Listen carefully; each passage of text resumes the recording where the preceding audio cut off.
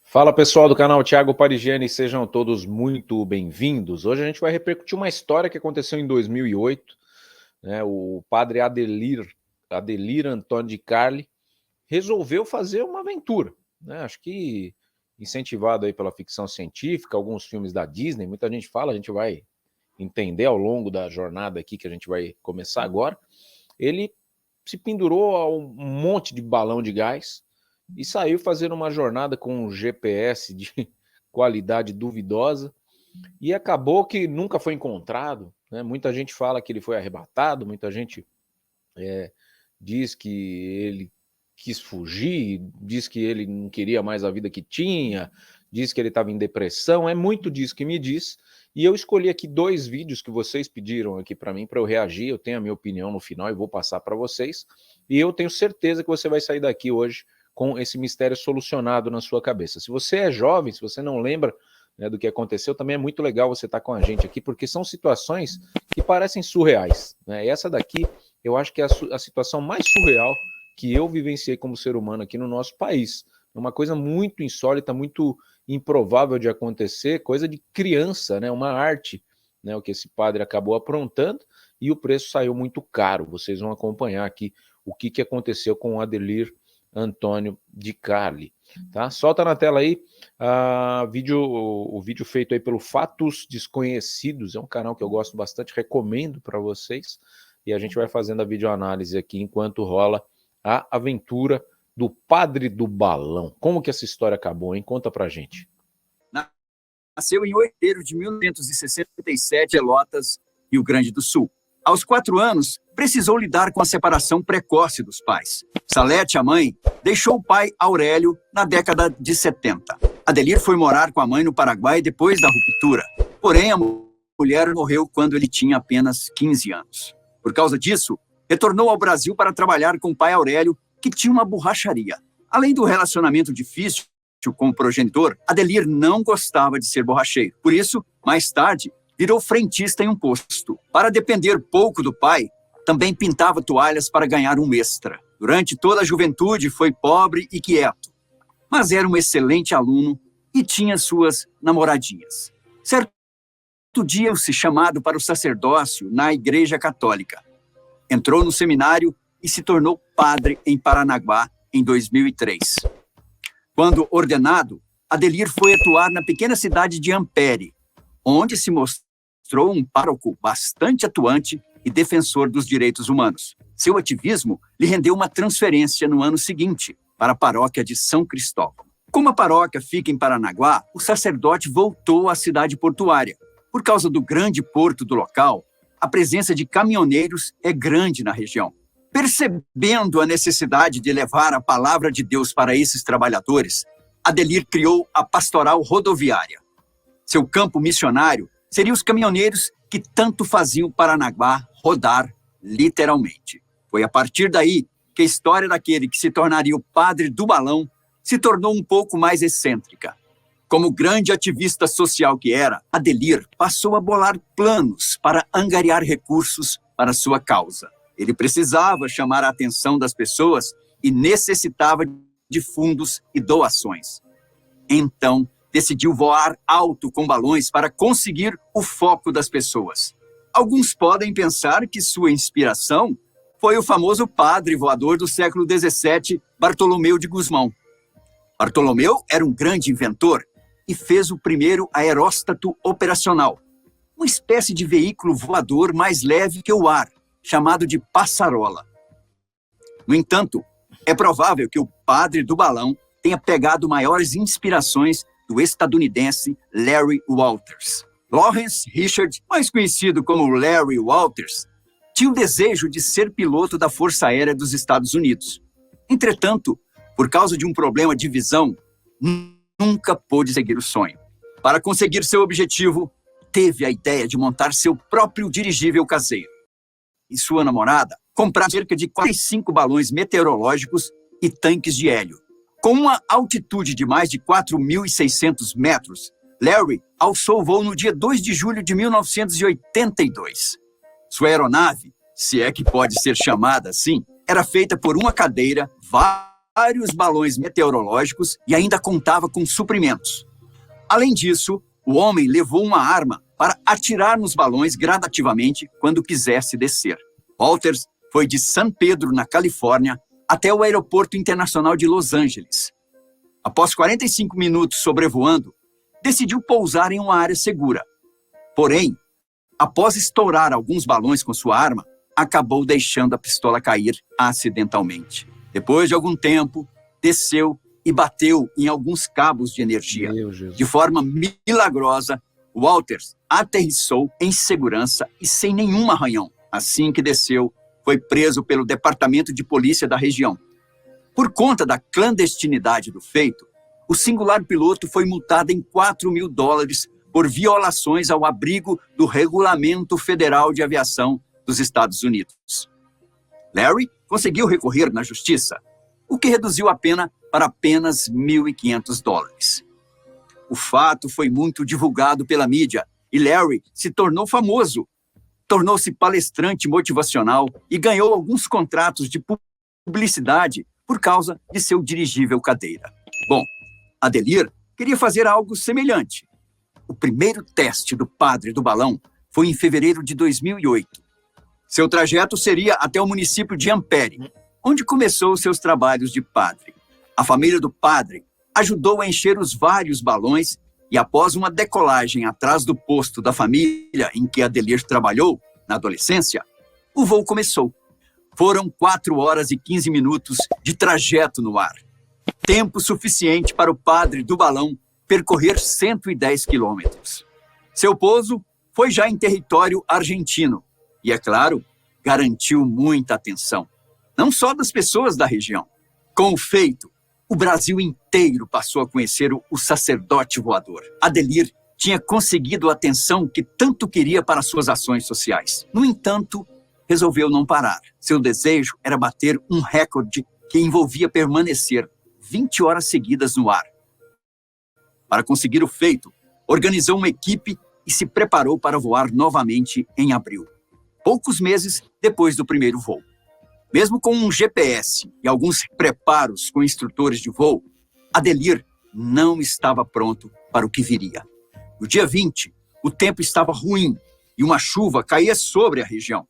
Mesmo com a decolagem marcada para aquela data, muitos alertaram sobre o perigo do voo naquelas condições. Mas nada abalou o padre.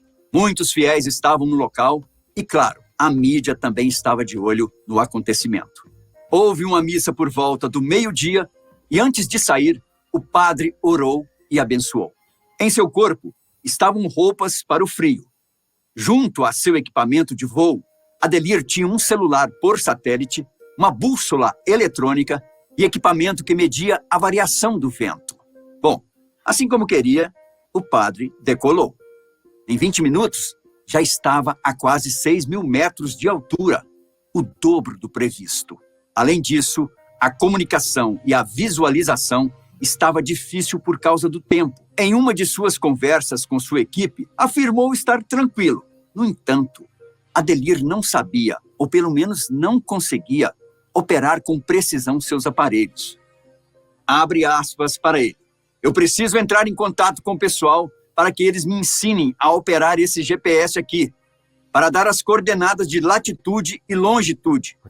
É a única forma que alguém por terra possa saber onde estou.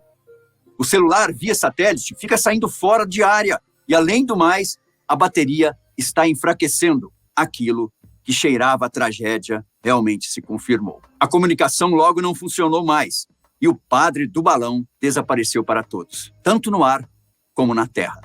Adelir nunca pousou em Dourados, no Mato Grosso do Sul, que era o objetivo de sua viagem, por ser o local onde seu irmão morava. Aparentemente, o dirigível improvisado havia rumado para o Atlântico. Impulsionados pelos familiares, pelos fiéis e pela mídia, a Marinha Aeronáutica e um grupo de bombeiros voluntários passaram a vasculhar o oceano. O mar nos arredores de Santa Catarina foi revirado por um mês. No entanto, o máximo que acharam foram alguns balões de hélio. O padre havia desaparecido. Infelizmente, 3 meses depois, um navio da Petrobras encontrou os restos mortais do padre a 100 quilômetros da costa fluminense. O corpo nem estava completo. Passou por um teste de DNA que confirmou a identidade de Adelir.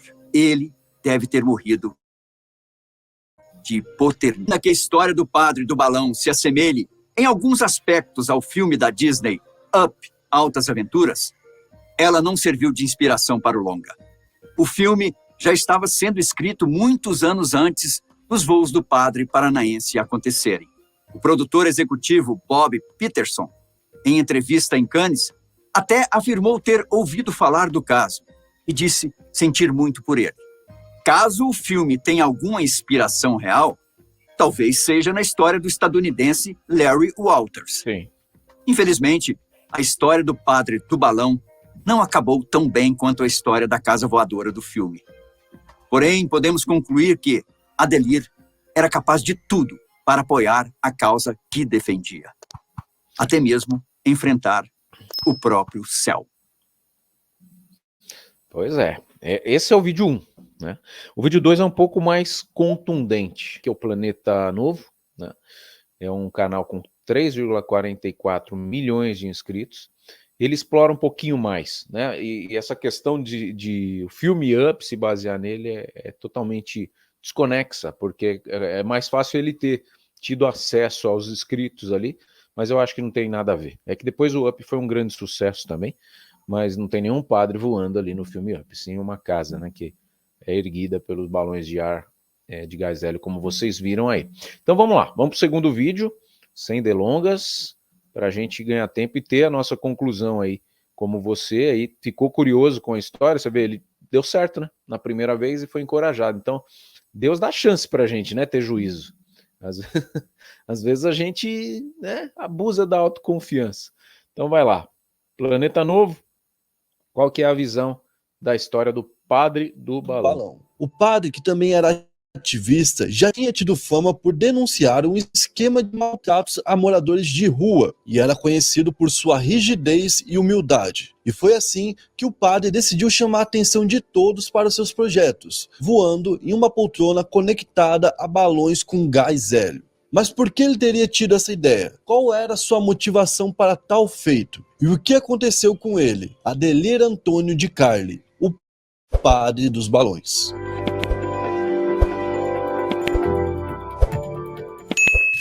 E aí pessoal, beleza? Meu nome é Bruno Fabio, esse é o Planeta Novo, e se você ainda não é inscrito do canal, vai se inscrever agora e deixar o seu like para ajudar a gente. No vídeo de hoje, a gente vai contar sobre o padre do balão, e é mais um episódio aqui do Brasil Bizarro. Então já vai deixando o like, qual que vai ser a meta de like de hoje? Meta de like, isso aí foi um marco muito histórico pro Brasil, né, que marcou bastante gente, galera. Virou música. Isso, então eu quero aí, o quê? 45 mil likes. 45 mil likes, já deixa o like aí. Não, deixa ajuda o like, o canal, galera. certo? E bora pra história.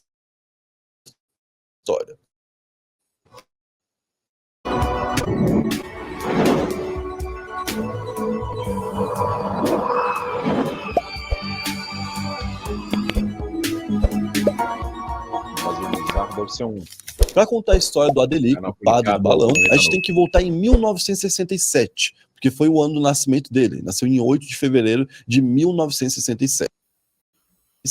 Ele nasceu no Rio Grande do Sul, mas logo quando era criança, ele se mudou para o Paraná junto com a família. Com a família no Paraná, ele começou a trabalhar num posto de gasolina. Então ali ele começou a ter contato com caminhoneiros, que no futuro seria a galera que ele ia defender como padre. Como eu já disse, nessa época que ele trabalhou ali no posto de gasolina, ele começou a ter muito contato com a galera dos caminhões. E ele ouvia muita história assim, tipo assustadora, história de perigo, de quase acidente. E ele pegou aquela ideia para defender dentro da igreja. Depois que ele virou padre, então, ele começou a defender a pastoral da rodoviária. E foi dessa forma que ele teve contato em 2006 com um esquema que existia para se livrar de mendigos lá de Paranaguá. Como que funcionava esse esquema? Os mendigos eram pegos de madrugada, prometendo que eles teriam um abrigo, comida ou algo do tipo, e levados para cidades muito longe para não voltarem mais para a cidade de Paranaguá. Normalmente eles eram soltos ali em São José dos Pinhais ou Curitiba. Então tem uma distância ali entre Curitiba e Paranaguá de mais ou menos uns 100 quilômetros. Imagina os caras terem que voltar para onde eles estavam antes, todo esse trecho era realmente muito perigoso e era a única coisa que os caras tinham pra fazer, não tinha outra opção, tá ligado? E nisso o padre Adelir acabou vendo os caras. Inclusive teve uma pessoa de 62 anos que fez esse percurso de 100 km andando e já tava com o pé todo cheio de ferimento, de cortes e coisa do tipo. Calo, né? Porque o cara veio descalço, tá? E de noite os caras não conseguiam andar por causa do escuro, né? E o medo de ser atropelado ou algo do tipo. Então eles andavam só de dia, quando o asfalto tava muito quente. Meu, imagina, mano. Era muito sofrido, Sim, tá ligado? duas situações extremas, né? Exatamente. Então, o padre dele viu isso tudo e denunciou isso tudo. E junto com a denúncia dele, conseguiram prender algumas pessoas nesse esquema aí, entendeu? Esse esquema não é só de Paranaguá. Os moradores de rua já vinham de outros locais, eram jogados para Paranaguá, que jogava para outros locais, que jogava para outros locais, tá ligado? Imagina, iam jogando os mendigos de lá pra cá. Então era uma situação bem chata que estava rolando ali e que ele ajudou a combater. Quando ele ajudou a combater, ele começou a ficar conhecido e muita gente começou a apoiar ele com o que podia, né, com algumas doações e contribuições. E ele gostou daquilo e ele pensou, eu posso ajudar ainda mais se eu conseguir ainda mais fama e conseguir mostrar o que eu estou fazendo aqui para mais pessoas. O que eu vou fazer? Eu vou chamar a atenção dessas pessoas. E ele pegou uma ideia muito antiga para fazer isso. Uma ideia que rolou em 1982. Ele pegou a ideia de um cara chamado Larry Walters. Esse cara, ele teve a ideia de voar a 100 metros de altura com balões de gás hélio. Como se fosse um voo de baloagem, só que com vários balões. Que é o que o padre do balão fazia, certo? Isso. O nome dessa modalidade é baloísmo de cluster. E esse tipo de modalidade só foi ficar famoso depois desse incidente que eu falei de 82. Esse cara, o Walters, ele teve a ideia de voar, igual eu falei, ali até uns 100 metros de altura, e ele levou junto com ele comida pra voar, né? Ele pegou uma dessas cadeiras de praia, sabe aquelas cadeiras de praia normal? Sim. Ele botou comida com ele, botou um cigarro, coisa do tipo, assim. uma cerveja, um salgadinho, só pra curtir uma brisa assim. Metros. E levou junto dele uma espingarda com chumbo. Pra quê? Pra ele ir atirando os balões e os balões indo descendo pra quando ele quisesse voltar pro chão. Esse era o plano dele. Quando os amigos dele então cortaram a corda que prendia ele ao chão e ele começou a voar, ele passou muito dos 100 metros. Ele chegou à altura de 5.000 metros. Meu Deus. Ele passou em mais de 50 vezes. Como controlar? E esse cara conta que ele ficou desesperado, ele não sabia o que fazer, obviamente, e ele tinha medo de dar tiro no balão e cair lá de cima, e não tinha nenhuma outra segurança. Ele tava só numa cadeirinha de praia e vários balões. Meu Deus, que loucura, mano. Então o que aconteceu? Ele chegou nessa altitude de 5.000 metros, quando ele chegou lá ele falou, cara, não tem o que fazer, eu tenho que estourar esses balões. E ele começou a dar tiros nos balões, temendo que pudesse cair, imagina. Ele foi atirando num balão da esquerda, num balão da direita, num balão da esquerda, num balão da direita, e foi baixando. Só pra ir nivelando, né? E foi baixando, foi vindo. Ele foi notado por alguns aviões, inclusive, e ele foi baixando. Aí, até que em um certo momento, ele deixou cair da mão dele a arma. E a arma caiu no mar. Ah, eu não acredito, mano. Mas ele teve a sorte que os balões continuaram descendo, até que eles ficaram numa rede de fios elétricos. E ele conseguiu descer e ficou vivo, cara. Ah, graças a Deus, mano, que sorte. O cara pagou somente $1.500 de multa e chamou muita atenção na época. E só pra adicionar uma curiosidade, esse cara era caminhoneiro. Nossa, tipo, que coincidência, mano. Exatamente. E ele tava fazendo isso para realizar o sonho dele de viajar voando, porque ele queria ser piloto, mas não conseguiu ser piloto porque ele tinha problema de visão. Bah. Então, além de tudo, ele tinha problema de visão enquanto fazia isso. Imagina ele pensando que tava a 1.000 metros, digamos assim, né? E a 5.000 metros. E muita gente depois que ele fez isso, começou a fazer esse tipo de situação, tá ligado? Começou a praticar isso. E tentaram quebrar os recordes que ele conseguiu naquele dia, tá ligado? E uma dessas pessoas foi o padre Adelir. Então, em 2008, pouco antes da tragédia, ele já tinha feito um percurso onde ele estava tentando quebrar um recorde, que era de maior altura e maior percurso percorrido, certo? E ele foi da cidade de Ampere, no Paraná, até San Antônio, na Argentina. Ele conseguiu fazer esse voo com 600 balões. Pô, e já é um trajeto grande, né? Foi um voo de 4, 5 horas. Então, foi um voo, assim, tipo, demorado, longo, tem um trajeto e tal, ele tava se sentindo confiante. Acho que foi esse o problema. Ele teve a ideia de fazer uma nova travessia no estado inteiro, e ele ia fazer isso. Ele ia atravessar o estado do Paraná inteiro, com mais de 1.000 balões, e ia chegar na altitude de 6.000 metros. Então, tipo, ele queria... Meu, é muito alto, mano. E para isso ele tava levando com ele 5 dias de refeição, para caso desse alguma coisa errada, uma manta térmica, para caso ele precisasse. Ele tinha também GPS, telefone, tinha, tipo, de tudo que ele pudesse precisar. E além disso, ele tinha feito um curso de sobrevivência na floresta, curso de alpinismo e curso de vários tipos de coisa. Então ele tava tipo, meio que preparado para o que desse viesse. Sim. Só que no dia 20 de abril de 2008, que o dia que ele foi fazer, o tempo muito ruim, fechado, e tava... Qual que era o tempo fechado? Como o céu tinha muita nuvem, não ia ter como ter um avião acompanhando ele, certo? Tipo, a galera em terra não ia conseguir observar ele lá no céu e ele não conseguia... A galera do céu não ia conseguir observar ele também. Isso. E como ele não era um avião, ele não era visto no radar, ele Sim. era só um ser voando, tá ligado? E aí depois que ele levantou o voo, mesmo com chuva e mesmo com uma galera até avisando ele que ele não deveria Era um subir, OVNI, com uma galera falando, vai outro dia e tal, É um ele objeto levantou o voador não voo e identificado. nunca mais foi visto com vida. Ele sumiu depois de um tempo, tanto é que depois que ele sumiu, um avião da FAB, da Força Aérea Brasileira, foi atrás, um barco da Marinha também foi atrás dele, fizeram as buscas, em 72 horas que a FAB estava procurando ali num raio de 5.000 metros quadrados, ela desistiu das buscas porque não conseguiu encontrar nada. Logo depois, a Marinha também desistiu e ficou dado como corpo sumido. Parte dos balões tinham sido vistos pela última vez em Santa Catarina. Lembrando que ele saiu do Paraná e ele ia para o outro lado, né? E aí ele acabou sendo achado em Santa Catarina, os balões. Enquanto isso, o padre continuava sumido. Até que 3 meses depois ele foi encontrado no navio da Petrobras, perto de Maricá, no Rio de Janeiro. Então, tipo, olha onde estava o corpo dele. E o corpo dele não foi encontrado por completo, não foi encontrado o corpo dele inteiro. Foi só a parte de baixo, assim, do tronco para baixo, das pernas, entendeu? Então, a parte de cima dele nunca foi encontrada, essa parte. Ele pode ter sido vítima de tubarão, alguma coisa assim, né? Várias coisas podem ter acontecido que a gente não sabe, né? Mas a gente imagina que algum animal possa ter comido ali alguma Sim. parte dele, infelizmente. E ele também estava num estado bem avançado já de decomposição, e os caras desconfiaram que pudesse ser ele, fizeram então um exame de DNA para ver, e era ele mesmo. Então foi assim que eles acabaram encontrando ele. O padre ficou muito conhecido, é conhecido no mundo todo, já apareceu em até alguns episódios gringos sobre mortes que foram esquisitas e coisas do tipo. Ele ganhou até o prêmio Darwin, que é o prêmio que ele fala sobre pessoas que tiveram mortes do tipo, né? Muita gente acha que o filme Up, Altas Aventuras, foi baseado na história do padre, porque foi lançado 1 ano depois do que aconteceu.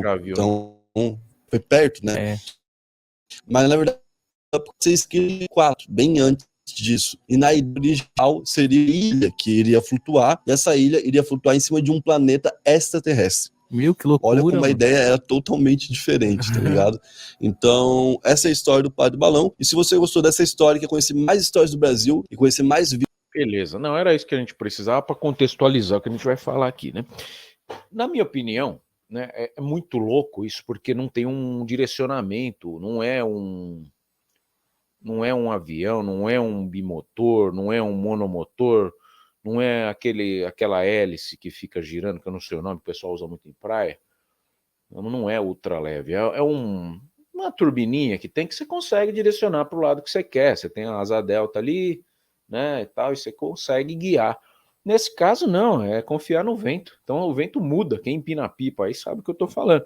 Você tá empinando pipa aqui, daqui a pouco o vento joga a pipa aqui em cima de você, daqui a pouco a pipa vai para outro lado. Não dá para confiar no vento para fazer uma viagem com um destino certo. Eu vou para o Mato Grosso, foi justamente para o outro lado, né? O fato de ter dado certo na Argentina foi totalmente sorte. Totalmente sorte. O outro americano que tentou também só não morreu por sorte. E nessa nossa vida não dá para contar com a sorte.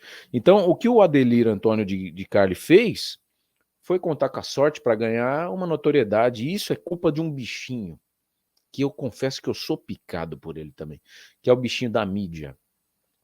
Quem aí do outro lado tem mais coragem quando liga uma câmera e começa a fazer as coisas? Eu sou desse tipo aí. Tem situações que na minha vida que eu só vou com a câmera ligada. Por exemplo, descer de um toboágua com o meu filho que tem uma queda livre. Eu não iria. Aí quando eu comecei a descer com a câmera gravando, não sei se a gente é meio exibidão, né, o que dá no jornalista de televisão, que acontece isso, a gente fica mais encorajado quando a gente está sendo gravado. E talvez tenha sido esse bichinho que mordeu o padre Adelir, né? Só que a gente tem que saber limites, né? Não é a câmera, não é a mídia que vai te salvar, muito pelo contrário. Nesse caso, ele pagou com a vida o preço dessa super exposição que ele quis ter. E o fato de ter sumido a cabeça dele é muito emblemático também, né?